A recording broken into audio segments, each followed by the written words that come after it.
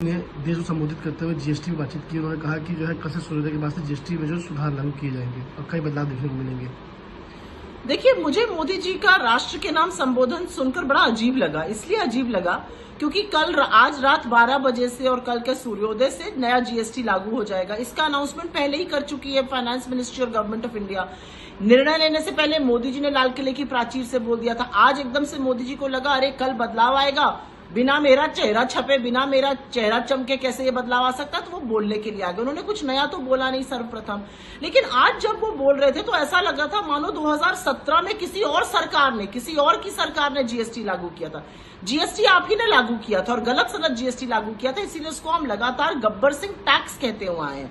2017 से लेकर आज तक आपने जबरदस्त वसूली करी लोगों से। मुझे तो लग रहा था आज मोदी जी आएंगे और हाथ जोड़कर माफी मांगेंगे कि मैंने 8 साल गब्बर सिंह टैक्स लगाकर आपकी जो कमर तोड़ी, पहले तो मुझे उसके लिए माफ कीजिए। असलियत यह है 2017-18 में 11 लाख करोड़ जीएसटी इकट्ठा हुआ था, 2024-25 में वो 22 लाख करोड़ हो गया। 64% जीएसटी जो देश के सबसे कम आमदनी वाले लोग हैं वो दे रहे थे।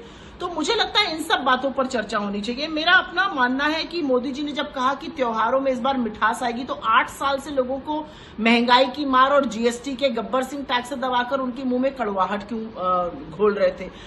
एक बहुत बड़ा जो इशू है जो स्टेट्स ने उठाया उनका कॉम्पनसेशन का, वो अभी तक उस पर कोई निर्णय नहीं हुआ और स्टेट्स लगातार ये सवाल पूछ रही है, भाजपा शासित स्टेट्स भी ये पूछ रही हैं।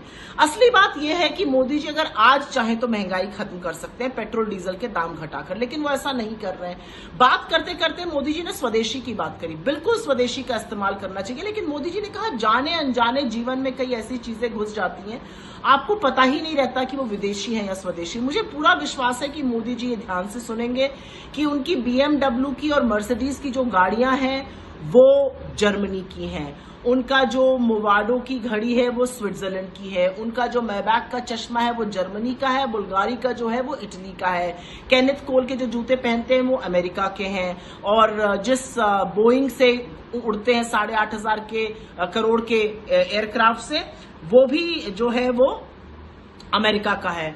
पेन भी इस्तेमाल जर्मनी का मोबला करते हैं। तो मोदी जी इधर उधर की बातें करनी बंद कर दें। जो सेक्टर स्पेसिफिक डिमांड्स हैं जीएसटी में उस पर ध्यान दें। जीएसटी अभी भी एमएसएमईज के लिए इतना सरल नहीं है, उस पर ध्यान दें। लेकिन आज मुझे लगा कि मोदी जी का चेहरा थोड़ा बुझा बुझा सा था। कुछ ऐसा लग रहा था कि अनमने मन से बोल रहे हैं। शायद वोट चोर गद्दी छोड़ का नारा जो पूरे देश में गूंज रहा है वो मोदी जी को भी सुनाई दे रहा और उसी के चलते मुंह उतरा हुआ सा लगा।